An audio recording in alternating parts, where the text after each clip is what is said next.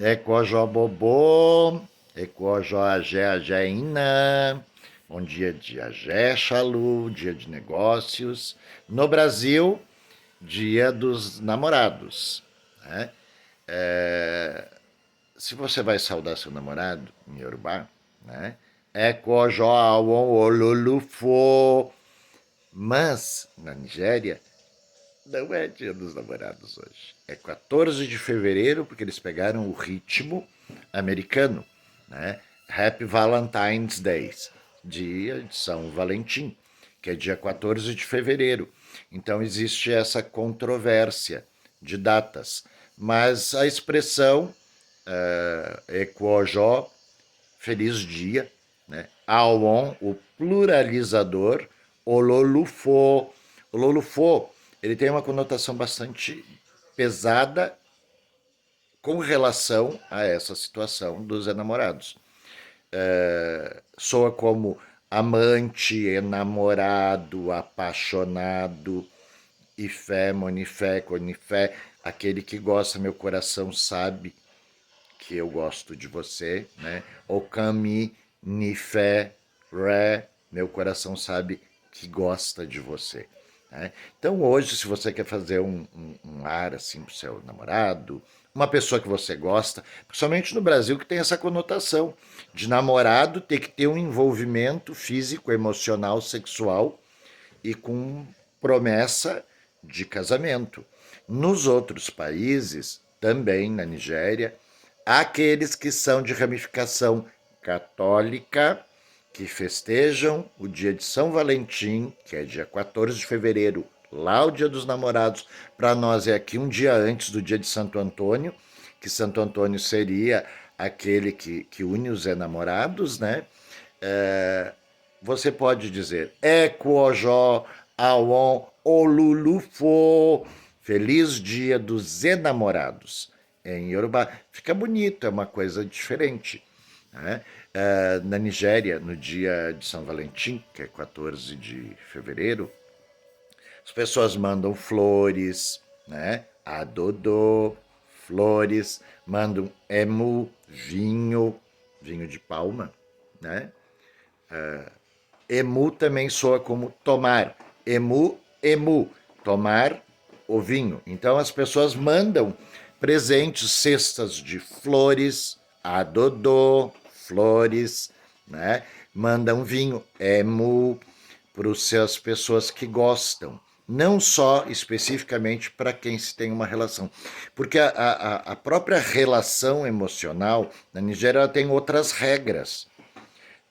Existe uma mulher que nós traduziríamos como cafetina, alcoviteira, seria a palavra certa. Cafetina soa muito sexual. A alcoviteira, quando a menina está em idade, dos 12 aos 16 anos, porque lá tinha que começar muito cedo por causa da mortalidade, não se vivia muito. Então, quando a menina tinha idade para casar, a alcoviteira e que estava sempre junto dela, cada família que tinha suas posses tinha uma alcoviteira. E a menina que despertava uma intenção ou interesse por um rapaz, a alcoviteira fazia esta ponte. Né? Então, o namoro era através da alcoviteira. Ele mandava mensagem, ela respondia. Um belo dia, com autorização dos seus pais, é claro, ela fazia um encontro entre os futuros Olulufo, os amantes e os enamorados. E daí, quando existia esse encontro, a alcoviteira ficava todo o tempo junto, marcando de cima. Namoro à moda antiga, lá ainda é assim. E então, se houvesse interesse, simpatia, afeto, né? A alcoviteira permanecia ali durante um mês, 2 meses ou 3 meses até que o casal se acertasse. Quando se acertavam, a alcoviteira armava uma ponte entre a família do noivo e a família da noiva.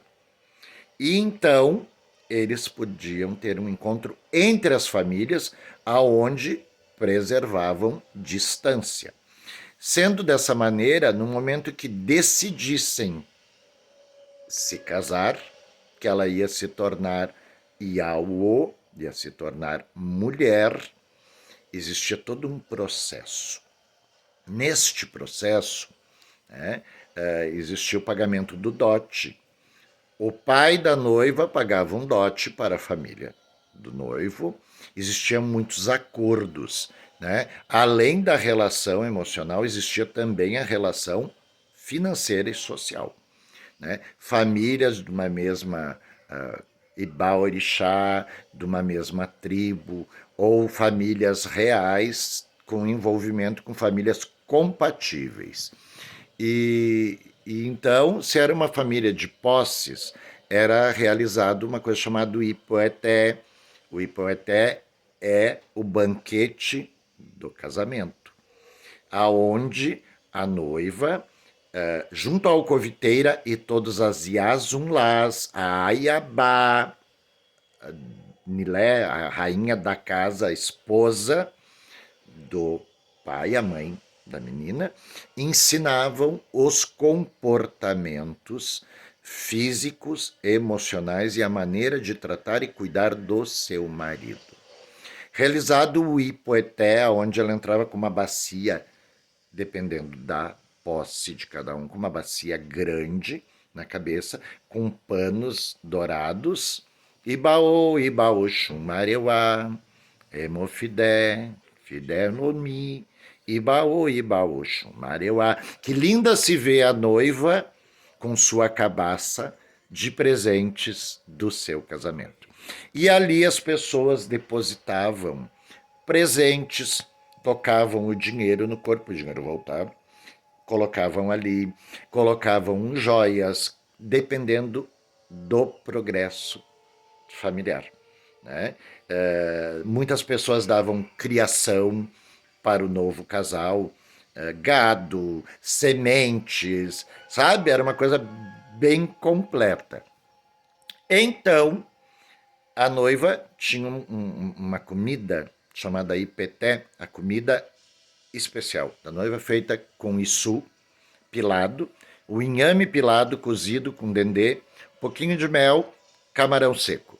E daí cada pessoa que depositava um presente, ela pegava com uma colher de pau ou com a mão e colocava na boca da pessoa, que era o banquete do casamento. Depois se seguia o banquete tradicional, com todas as comidas daquela família e da família da noiva. Com a influência católica em África, anglicana, vocês já sabem a história de Samuel Odejai Crowther, que foi um escravo que foi resgatado pelos ingleses, se tornou bispo anglicano e construiu, mensurou a língua iorubá como é conhecida atualmente. Antigamente ela era só oral. Então, as pessoas que têm essa ramificação católica casam na igreja, fazem as festas de casamento do método inglês, por causa da ramificação da igreja anglicana. Hoje em dia existem muitas outras formas de casamento na Nigéria, né, no país das pessoas iorubás, por causa da influência islâmica, que é parecida com a forma ancestral do Ibilé Axé, das pessoas de raiz de Axé na Nigéria. E existe isso assim, islâmicos 53%, católicos e evangélicos os outros 40 e bicos, sobrando somente 2,8 a 3% de indígena, como eu já falei, indígena hoje é considerado as pessoas de origem tradicional que cultuam o orixá. As pessoas que cultuam o orixá, o ritmo era completamente diferente. O balé, o sacerdote, né, unia o noivo e a noiva e as famílias, né, com um ritual reservado, o ritual do ipoeté, que é repetido no Brasil como um rito somente dedicado ao Oxum. O ipoeté é a todas as Iabás, e todas as mulheres que são louvadas que vão se tornar mães. Yomesa. Como no japonês, Yomesa, a noiva, e Noirba, Yomesa, a que vai ter filhos, e que está apta para ter filhos. Então, dado o casamento, né, no sistema Ibile, é trocado os fios de conta de cada família, levando em consideração que cada família é dedicada a um culto de um determinado orixá ou do orixá tribal. Né? Então é trocado os fios e ela recebe a Hunjebi, que é o fio de conta de coral, compatível ao poder aquisitivo daquela família. Né? Todas as pessoas chegam e declaram oriques de votos, enquanto ela recebeu o fio dela, recebem os votos. Pode ser uma linha, uma palavra, uma frase, uma página de coisa escrita onde eles dedicam a essa pessoa cânticos de casamento, cânticos de louvação, de desejos de progresso e felicidade. E daí a noiva então vai viver com o seu marido. No sistema de umas certas tribos, a noiva simplesmente chega no portão com a sua trouxa na cabeça, com os bens que ela tem. Gente, existe mais gente com menos poder aquisitivo do que com mais, né? Então isso era bem mais fácil de se ver. Quando existia um casamento de um rei, de uma rainha, que toda a comunidade era convidada, isso era um evento quase histórico, épico, porque ia mudar as vidas daquelas pessoas. Mas no mundo normal, a menina chega, depois de todo esse enredo com a alcoviteira, etc. e tal, porque tem isso, ela chega no portão da casa com a trouxa com seus pertences, fazendo alusão à bacia da noiva, e ali ela tira os chinelos, se ela tiver, limpa os pés e vai em direção à casa do marido, aonde ela é recebida pela nova família. Existe no Brasil a raspagem de santo, né? Puarum Irum, Puairum, que é raspar a cabeça, cortar o cabelo. Lá também, a menina chegava na casa da nova família, ela era depilada inteira, preparada, né? Mas lá era por causa dos Rekirué parasitas. Né? Então a noiva ficava sob supervisão, viam se era virgem, tinha todo uma métrica, raspavam-lhe a cabeça, sobrancelha, todo o corpo, que ela ia entrar nessa nova vida. E durante um período de 7 dias ensinavam os hábitos e costumes daquela família, da maneira de tratamento que os maridos são tratados, e daí existia a núpcia. Na núpcia, se a menina fosse virgem, existia uma comprovação. Tem gente que diz que isso pegava um pequeno alá, né, um pequeno ojá, um paninho, e colhia o sangue da ruptura do ímen e mostravam a todos que a menina era virgem. Né? E se a menina fosse comprovadamente não virgem, ela era devolvida à família e ela passava a ser uma filha de segunda classe, aonde ela não poderia nem mesmo casar novamente. E se porventura do ato sexual consumado, ela era deixada completamente de lado, ela era considerada abaiomin e B, a vergonha da família, porque ela mentiu dizendo ser virgem e não era. Isso cada cultura tem a sua forma, assim como os ciganos, a menina em tenra idade é tirado o ímen para ela não passar por isso e ela pode escolher a viver com o homem que ela queira. Já na cultura iorubá, não. Onde ela era comprovadamente não virgem, era a vergonha da família e ela era preterida como filha. Existe muita problemática com relação a isso na Nigéria, porque inclusive a viúva que não deixou herdeiros ela pode ser expulsa daquela família, ou a viúva, que mesmo com os herdeiros, os filhos não queiram assumir ela, né? Ela é preterida e passa a viver nas ruas. É desesperador, é uma coisa horrível. Né? Se vocês presenciarem alguns vídeos, vocês vão ver que é uma coisa horrorosa. Então, assim, namoro, né? Só existe proximidade na Nigéria se houver casamento. Se não houver casamento, não existe namoro. E não existe proximidade antes do 7º dia após o casamento, aonde é comprovada a virgindade. No Brasil, se tornou o rito da raspagem do santo, aonde a Iaô, esposa do orixá, a noviça, vai entrar e vai rapar inteiro, né? Para ir um cabelo, para corta o cabelo, né? E daí aqui no Brasil criou-se uma métrica. Tem que ser com a abé, com a navalha, não pode se botar a tesoura e coisa arada, sabe? Mas assim, Brasil é um país onde Ibá Orixá são costumes assumidos desde o Brasil Império para manter a cultura do que eles viviam na Nigéria. Né? E na Nigéria, Iaô é esposa, como no Brasil. Iaô, que tem a conotação espiritual, porque se tornou esposa do orixá. Lá na África também tem nomes compatíveis. Então, assim, para não haver essa mistura, os costumes que herdamos hoje do candomblé são referentes aos costumes do casamento, aonde a pessoa renasce pelo poder do orixá, sendo raspada, catulada. As catulas também já foi falado que são símbolos tribais para identificação. Então, uma menina que não tinha passado pelo rito de se tornar mulher, no casamento ela ganhava as curas faciais da tribo que ela ia pertencer, ou da família que ela pertencia, e qual orixá que aquela família era dedicada.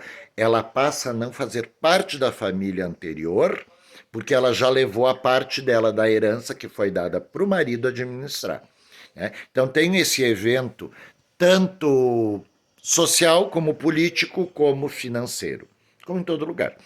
Mas as criaturas que têm menos poder aquisitivo tinham o direito de suas escolhas, através da alcoviteira, passavam pelo mesmo método e passavam a viver naquela nova família, também ganhando as curas. O que são os pós?